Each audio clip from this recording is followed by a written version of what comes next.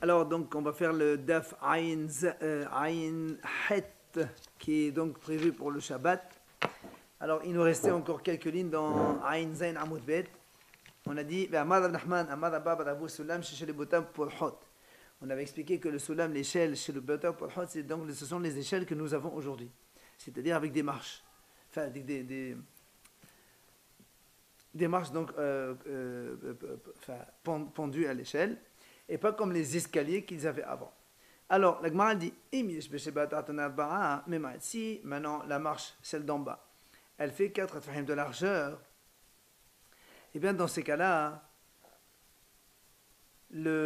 ça compte comme si qu'elle diminue par rapport à ce mur qui est haut de plus de 1 mètre. Inami, ou encore, il y a une autre situation. Il n'y a pas dans la marche d'en bas 4 tfahim. Donc dans ces cas-là, ça ne marche pas. Mais dans la marche d'en haut, il y a justement 4 tfahim. Seulement, il faut une autre condition. Chez le chat, il ne faut pas qu'elle ait entre les marches plus de 3 tfahim. Comme ça fait la bourde. Et auquel cas, on a une marche qui est Arba'a tfahim. Et évidemment, elle prend avec elle toutes les autres marches et ça diminue la hauteur du mur. Et donc, ça autorise et ça diminue donc la hauteur du mur et ça permet de faire un rouv ensemble. La dernière ligne. Il vient Rav Nachman au nom de Rabba Baravou, il dit si on a donc un mur et dans ce mur il y a une petite planche qui est suspendue qui fait 4 40 cm sur 40 cm. Maintenant, puisque cette planche elle fait 40 cm, si il applique sur la planche une échelle, même si l'échelle ne fait pas 40 cm donc en largeur, eh bien, mi'ato, on considère que le mur il est diminué par rapport à sa hauteur et c'est bon. Et quand est-ce qu'on a dit ça marche? Seulement quand l'échelle il est appliquée justement sur cette planche qui faisait 40 sur 40.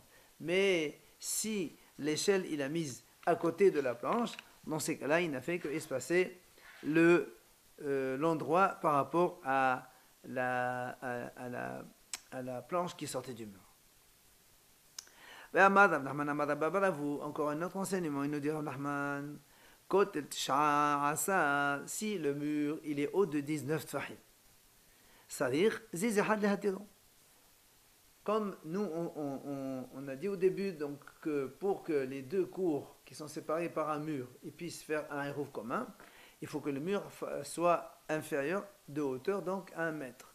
C'est pour ça maintenant on dit que si le mur il est de 19 tfahim, eh ben, ça suffit qu'il y ait ziz et had, qu'il y ait une seule planche au milieu, comme ça fait par rapport au sol 9,5, et donc à partir de cette planche jusqu'au sommet du mur c'est encore 9,5, et donc on est toujours dans les normes, moins de 10 tfahim, et donc ça diminue le mur et ça permet de faire un rouv commun.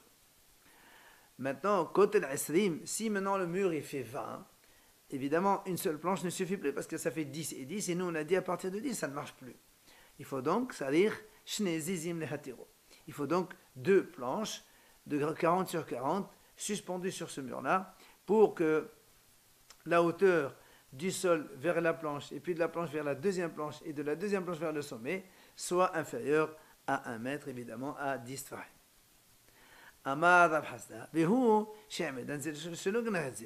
bien sûr, Rav Hasda il rajoute, il faut que les 2 planches ne soient pas une au-dessus de l'autre, parce que dans ces cas-là, on ne peut plus mettre une échelle d'une planche à l'autre quand ils sont comme ça verticales. Il faut donc qu'ils soient décalés pour qu'on puisse mettre l'échelle, donc on la suspend d'une planche à une autre planche. Amar Ravuna, il vient Ravuna et dit, si on a une colonne dans la rue, on a une colonne qui est haute de 1 mètre et donc elle est large de 40 sur 40. Donc pour nous, c'est la définition d'un shota yahid. On a donc une colonne qui est shota yahid qui se trouve dans shota rabbi. Si maintenant cette planche, cette colonne, pardon, dont les côtés font pile 40 sur 40 cm, si on admet que le tefa c'est 10 cm pile, si maintenant on va appliquer, il y a ted kol shehu, c'est-à-dire on va enfoncer un clou ou n'importe quel piquet dans cette colonne-là, mi'ato, évidemment, dans ces cas-là, ça diminue la largeur du côté, puisque maintenant on avait 40 cm, moins maintenant 1 cm. Dans ces cas-là, on n'est plus dans les 40 cm. Il a dit, quand est-ce qu'on dit que si on enfonce un clou, ça diminue la superficie, il faut que le clou soit quand même haut de 3 tfahim minimum, pour qu'il n'y ait pas de la voûte. C'est-à-dire parce qu'ici, il est moins de 3 tfahim, on considère comme si il était collé au sol. Et dans ces cas-là, donc ça maintient la colonne, donc la superficie de la colonne 40 sur 40. Abaye et Rabba, ils disent non. Même si le clou qu'on a enfoncé n'est pas haut de 3 tfahim, ça enlève le statut donc de la colonne qui était 40 sur 40. Pourquoi? Maïtama, la meshtameshle. Parce qu'on ne peut pas utiliser la planche avec un clou en plein milieu comme ça. Donc, leur chute n'est plus valable. Il vient à Rabashi, lui, il dit, même si le clou enfoncé mesure plus de 3 tfahim, malgré tout, la superficie de la colonne, donc c'est la surface plane de la colonne, elle est bonne, elle reste encore shotayahid. Voilà, ça diminue pourtant les dimensions. Alors il te répond, parce qu'en fait, étant donné qu'avec ce piquet-là, ce clou, on peut accrocher quelque chose, suspendre un objet, donc ça fait partie donc, de la surface, et donc ça ne diminue pas du tout les dimensions de cette surface. C'est là où Amal et Rabashi, donc Rabashi lui dit à Rabashi, dis-moi, d'après toi, hein, est-ce que si maintenant on a rempli toute la surface de la colonne, donc la partie plane de la colonne, avec plein de clous de partout, et donc on ne peut plus maintenant accrocher de partout, Mao, est-ce qu'on va dire, toi qui as dit qu'avec un seul clou on peut suspendre, est-ce que quand on met plein de piquets, ça reste encore valable ou pas? Amali lui dit, là, Shame'anar, tu n'as pas entendu ce qu'on a dit. Ce qu'il a dit Rabbi Hanan, Bor vehuliata, quand on a un puits, on creuse un trou, et après, quand on creuse, le sable, on le met sur le côté. Et donc, cette hauteur de sable qui est sur la bordure, Mistalef la Asara, eh bien, ça s'associe avec le trou creusé, et que si on a 1 mètre de hauteur, ça fait bien sûr de shotayahid, dans la mesure où les côtés ils font 4 tfahim, donc 40 cm. Alors il dit, pourquoi tu dis que c'est valable? De la même façon que dans le sens donc sens vertical dans la profondeur, eh ben, on dit la même chose dans le sens horizontal. C'est-à-dire que si le rebord du puits il mesure une petite épaisseur, eh bien on peut l'additionner avec les dimensions donc, de l'espace creux du trou donc. Et si on a 40 en tout, 40 cm 4 fahim, ça va shotahid. C'est pour ça que l'agma dit pourquoi l'épaisseur du mur ne sert à rien, c'est pas le trou. Pourquoi ça s'associe avec? Qu'est-ce que tu vas me répondre? Pourquoi là-bas on a dit que c'est permis? Parce qu'on peut utiliser quelque chose, on la pose sur cette épaisseur de mur. Et bien chez nous aussi c'est pareil. On peut donc mettre quelque chose sur cette colonne-là, même s'il y a plein de piquets qui sortent de lui. Amar Rabbi Dama Shmuel, Koten Asara, c'est-à-dire Sulam Arba'a Asar Lehatiru. Si on a un mur qui fait 10 tfahim de hauteur, Shmuel dit il faut une échelle qui mesure 14 tfahim pour autoriser ce mur. Pourquoi? Parce que l'échelle, on ne va pas la placer verticalement contre le mur, sinon elle va tomber. On est obligé de l'incliner. Or, pour l'incliner, on a besoin d'une hauteur donc supérieure. Donc, selon Shmuel lui dit, il faut 14 pour que en bas, on décale la tige de l'échelle de 40 cm de 4 tfahim. Donc, auquel cas, on a une hauteur donc de l'échelle qui fait 14 tfahim. Ça, c'est Shmuel. Rav Yosef Amad a fait le Shosha Hassan Mashou. Rav Yosef dit, non, même 13, un petit peu, c'est bon. Pourquoi? Parce que tu n'es pas obligé de mettre l'échelle jusqu'au sommet du mur. Par exemple, si on a le mur qui est comme ça, on n'est pas obligé de mettre l'échelle au sommet. L'échelle, tu peux la mettre à moins de 1 tefah, comme cela. Et donc, moins d'1 tefah, ça fait Donc l'échelle qui est donc, au lieu de faire 14, elle fera 13 plus un petit bout, et là il nous restera moins un d'un tefa, et ça marche aussi. Abaye il vient Abaye, lui dit non, même si l'échelle elle fait 11 plus virgule quelque chose, ça marche aussi. Pourquoi? Parce que quand on fait 11, il nous reste ici moins de 3 tfahim. Or, selon Abaye, quand il y a moins de 3 tfahim, c'est la voûte, c'est comme si que l'échelle elle était donc au sommet du mur, et donc ça permet, bien sûr, ça diminue la hauteur du mur, et donc ça permet aux deux cours de part et d'autre de faire un rouvre commun. Rabona Bali de Rabbi Shama, il vient Rabona et dit non. Même, moi je dis, même une échelle qui mesure 7 tfahim et plus, ça marche. Pourquoi? Parce que lui il considère que l'échelle, on peut la mettre verticale par rapport au mur. Or, comme le mur il fait 10, tu mets 7 et plus, il te reste moins de 3, on fait la voûte et c'est valable. Amar, il vient Rav, il dit comme ça. Sulam Zakouf, Memaet. Gmara, Rav, il a dit comme ça. Quand on prend une échelle et on la pose verticalement, eh bien, ça diminue quand même le mur, comme on vient de dire maintenant. Rav, il a dit, Gmara, j'ai appris ça, mais je ne sais pas quelle est la raison. Alors, Ahmad Shomoli vient, Shomoli lui dit, il dit pourquoi? Abba, c'est donc le qualificatif de Rav. Shomoli l'appelait Abba. Il dit, comment? Tu ne connais pas la raison de cela? Comme on avait vu hier, quand on mettait une petite marche sur le mur, et aussi on mettait une marche un peu plus grande, celle-là elle mesure moins de 3, on a dit, l'autre elle mesure, elle mesure 4 tfahim de largeur, dans la mesure où elle est à moins de 3, on a dit ça marche. Bah là aussi tu vois bien que ces deux marches, elles sont verticales par rapport au mur. Bah là aussi c'est pareil.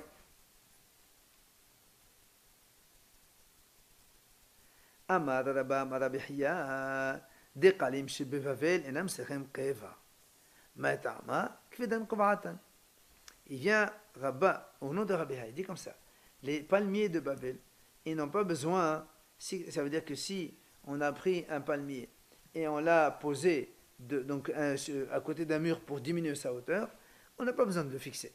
Pourquoi? Parce qu'ils sont tellement lourds que ça reste là-bas et donc ça diminue le mur. Il vient Rabbi Yosef au nom de Rabbi Yosharia. Il dit la même chose. Mais pour les échelles, lui dit que les échelles de Bavel, aussi c'est pareil. Si on pose une échelle donc devant un mur, on n'a pas besoin de la fixer. Pourquoi? Parce que comme elle est lourde, donc on n'a pas donc, la tendance à vouloir la déplacer, et donc ça diminue la hauteur du mur sans aucun problème. Man de Amasulamot, Kosheken de Kalim. Donc on a dit, celui qui a dit l'échelle, a fortiori les palmiers. Parce que c'est évident que les palmiers sont beaucoup plus lourds que les échelles. On m'a dit, mais celui qui a dit les palmiers, oui, on n'a pas besoin de fixer, lui, il pense que les échelles, au contraire, il faut les fixer. Rabbi Yosef, il pose une question à Rabbi. Il dit, si, donc on a un mur qui fait haut de plus de 1 mètre. Et donc, si on a passé une petite échelle à droite et une petite échelle à gauche, par exemple ici, le mur il est là, il fait un plus de 1 mètre, on a une petite échelle ici, une toute petite échelle ici, à eux deux ils ne font pas 4 tfahim, seulement on a mis ici de la paille, et donc ça agrandit la dimension de la largeur de ces deux échelles, et ça fait 4 tfahim. Est-ce que c'est valable ou pas? Amalé, un kafadek alors la bahen. Il dit, mais ça ne peut pas être valable, puisque le pied, il ne peut pas se poser sur cette paille-là qui est au milieu. Quand on monte au milieu, on ne monte pas sur le côté. Et comme ici c'est de la paille, ça ne marche pas. Donc c'est pas valable. Alors il est posé question au contraire. Si maintenant le contraire, on a une échelle petite ici au centre, et de chaque côté il a rajouté donc des morceaux de paille.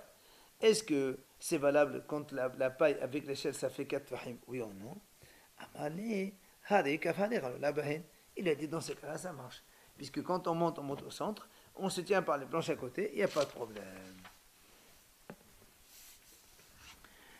Alors, le m'a dit maintenant, si quelqu'un il avait une petite échelle qui est donc, et elle n'a pas la largeur de 4 fahim. Seulement, qu'est-ce qu'il a fait lui? À côté de chaque marche, il a creusé dans le mur de part et d'autre pour que ça fasse 4 fahim.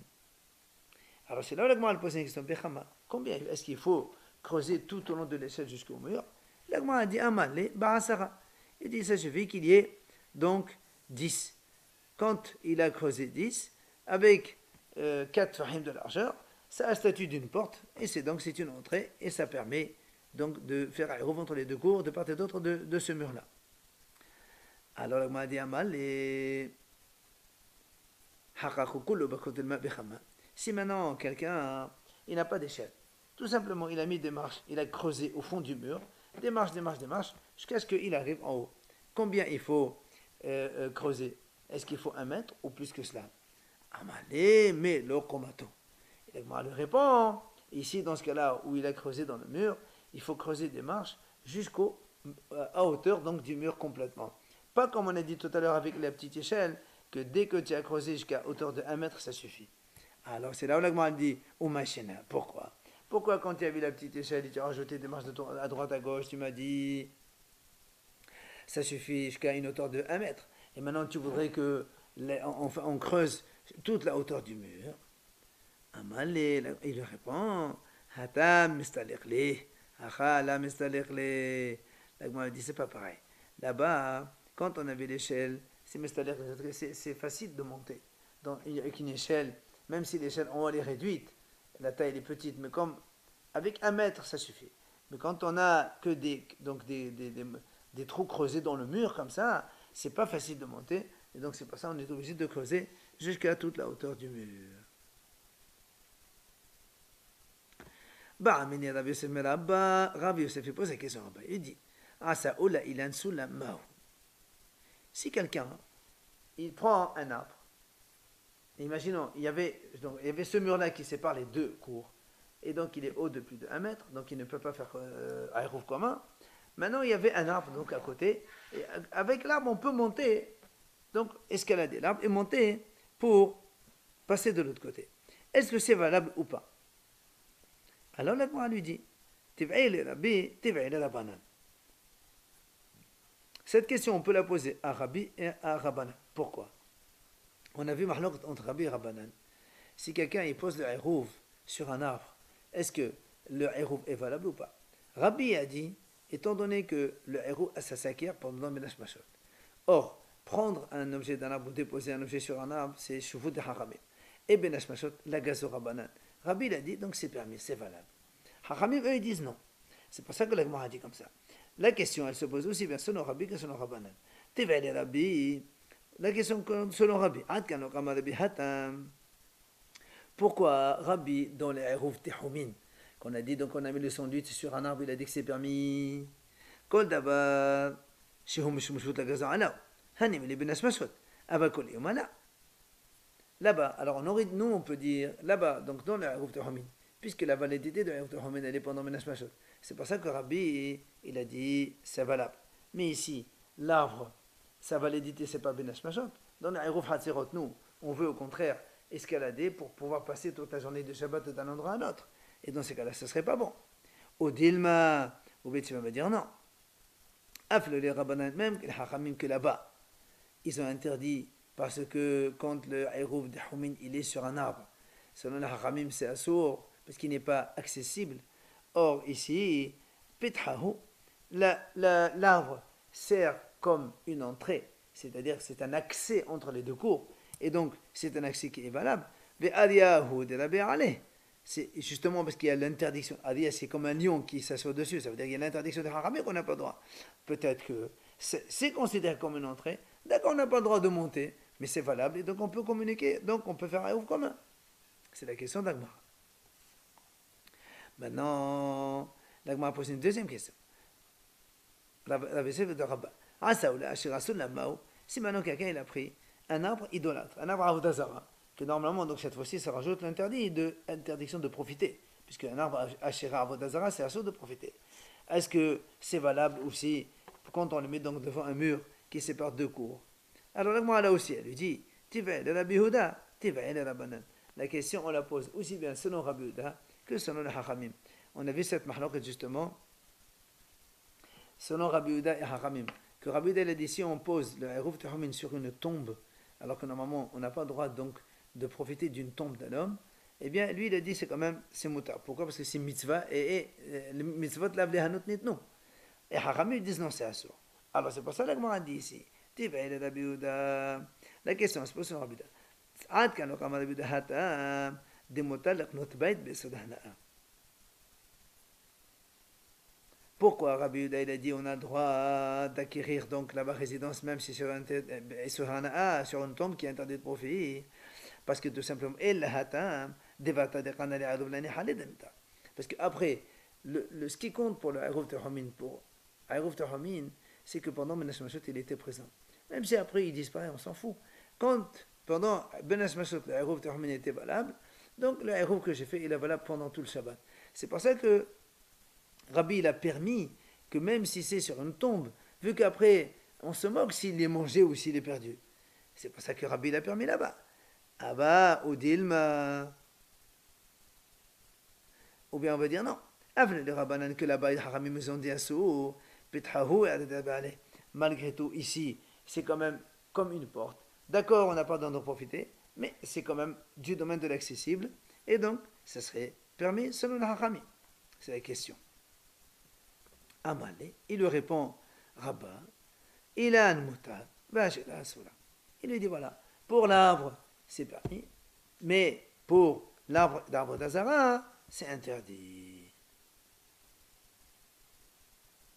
Matrif de Rav Hazda. Alors Rav Hazda, il vient, il objecte, il dit comment? Adraba, au contraire, il a un chez Shabbat Godem lo, Netza, Ashada chez Davat Hay Godem lo, Netza. L'Agma dit au contraire. Rav Hazda, il dit au contraire. Pourquoi? Parce que l'arbre, somme toute, l'interdiction donc de l'arbre, c'est un problème de Shabbat, l'interdiction de Shabbat. Comment toi tu vas autoriser quelque chose Shabbat par quelque chose qui interdit Shabbat? C'est pas possible. Donc ça devrait être au contraire. L'arbre, il devrait être comme si l'interdiction du Shabbat qui est là, donc tu devrais interdire. Alors que la Asherah, c'est pas un problème de Shabbat, c'est juste un problème de profit d'Arvod Azara qui n'a rien à voir avec Shabbat. Au contraire, c'est là où on aurait permis le Shabbat. Et Manam, il rapporte un soutien. Il est venu de Ravin au nom de Rabbi Lazar ou Rabbi Avon au nom de Rabbi Hanan. C'est ce qu'il vient de dire maintenant. Quand il y a une interdiction donc, de Shabbat, automatiquement ici on est Shabbat, donc c'est interdit. C'est donc le cas de l'arbre. Mais par contre, quand il y a une interdiction qui est en dehors du Shabbat, et notamment celle de l'arbre d'Azara, c'est interdit de profiter de l'arbre d'Azara, dans ces cas-là, c'est permis. Rab Nahman Bar Isaac Matni Hachi. Rab Nahman Bar Isaac, lui, il dit non. Il dit Ilan, plurta de Rabbi Vrabanan. Ashera, plurta de Rabbi Vrabanan. C'était dans la même mahloket qui existait entre Rabbi et le Haramim à propos du Eruv Tehomin, que Rabbi il a dit c'est permis et Haramim dit non assour. Et la même chose ici dans l'arbre, que Rabbi dit c'est permis et Haramim dit assour. Et la même mahloket qu'il y a eu à propos de l'interdiction de profiter d'une tombe, selon Rabbi Uda, c'est permis et Haramim non. Et bien là aussi c'est pareil. Pour l'arbre Avodazara, donc il est interdit de profiter parce que c'est Avodazara, c'est Rabbi Uda qui permet, c'est Haramim qui est interdit. Matnitin. Nouvelle Mishnah. La Mishnah nous enseigne.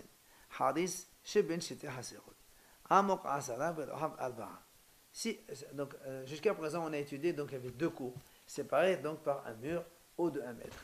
Maintenant, on va voir le contraire. Il y avait deux cours, et entre les deux, sur toute la longueur des cours, il y a un trou, un sillon, un gros sillon, qui est Amok Asara, qui est donc profond de 1 mètre. Velohav Alba'a, et donc le trou, il est large, donc de 4 tvahim. Dans ces cas-là, c'est comme le mur en hauteur, ça fait une coupure entre les deux. C'est pour ça que la Mishnah a dit on fait un eruv chaque cours, donc indépendamment, mais ils ne peuvent pas faire un eruv entre eux, parce que de la même façon qu'un mur, ça coupe, et bien là aussi, ça coupe entre les deux. Aflo malé kash otev. Même si dans ce sillon, on remplit de la paille et du foin, et donc ça diminue la hauteur de 1 mètre, ça reste quand même interdit. Par contre, la Mishnah a dit si maintenant on a rempli, on a comblé ce trou-là par du sable ou par des cailloux, dans ces cas-là, la Mishnah a dit, au contraire, là ça devient comme si c'était une même cour, puisque la communication, elle se fait dans tous les deux, et quand on met du sable ou des cailloux, en général, on ne les enlève pas de là-bas. Dans ces cas-là, ça devient une seule maison, et on est obligé de faire un seul Eruv commun entre les deux, et on ne peut pas faire Eruv chacun différemment, indépendamment.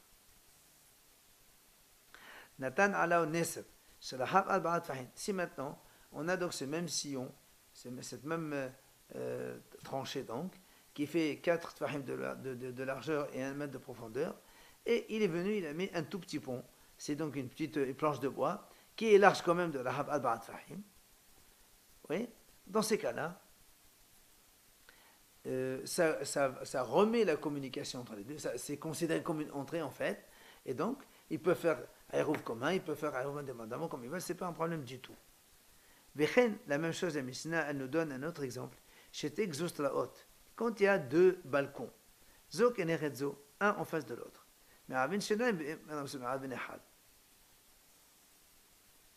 C'est-à-dire que si on a donc 2 balcons, soit ils sont donc de part et d'autre d'une Arshut Arabim ou sur la même longueur, eh bien, il dit, la Mishnah nous dit comme ça, si on met une planche entre les 2 balcons, et la planche elle fait 4 tfahim donc de largeur, dans ces cas-là, il peut faire chacun indépendamment ou un commun entre tout le monde, mais si la planche de bois pahot mikan, si la planche de bois elle fait moins que 4 tfahim de largeur, aussi bien dans le trou qui sépare les 2 cours, ou bien entre les 2 balcons, dans ces cas-là, évidemment, chaque cours va donc faire un rouf indépendamment, ils ne peuvent pas donc faire un rouf commun, parce que moins que 4 tfahim, ça n'a pas le statut d'une entrée communicante entre les 2 cours. Alors, là, on va poser une question. Comment tu as dit tout à l'heure que si on a comblé le trou par de la paille, ça reste quand même un trou? Pourtant, voilà, nous on a vu, si il y a 2 cours, et entre les deux, il y a un tas de foin très haut, très grand, et même il est haut d'1 mètre ce tas de foin. Donc tu vois bien que la paille, ça sépare. On a dit, puisque la paille, elle est haute de 1 mètre, elle sépare les 2 cours complètement. Donc les 2 cours, chacun a fait Eruv indépendamment, et ils ne peuvent pas faire Eruv commun, parce que justement cette paille-là, elle coupe. Alors comment toi tu m'as dit tout à l'heure que si on a rempli de la paille, ça ne marche pas, ça ne coupe pas. Amar Abaye, l'Inyan mehitza kul al malapir de mehitza. Abaye hatisa et batlé hayis vela batlé hayis. Abaye répond, c'est très simple. En fait, c'est différent. Quand il s'agit de considérer la paille comme une mehitza, ça c'est une vraie mehitza. Et donc c'est pour ça que quand elle sépare 2 cours, ça s'appelle vraiment une séparation quand elle mesure donc une hauteur de 1 mètre. Par contre, l'Inyan hatisa, est-ce que ça va couper ou pas? Ça dépend. Et batlé, si quelqu'un, par exemple, il a comblé ce trou-là qui sépare les deux cours, mais batlé, il a annulé là-bas, il veut le laisser tout en là-bas, c'est sûr que dans ce cas-là, ça va, donc on le considère. Mais il est batlé, mais s'il n'a pas annulé, la hayitz, c'est pour ça qu'il y a donc une différence. Voilà.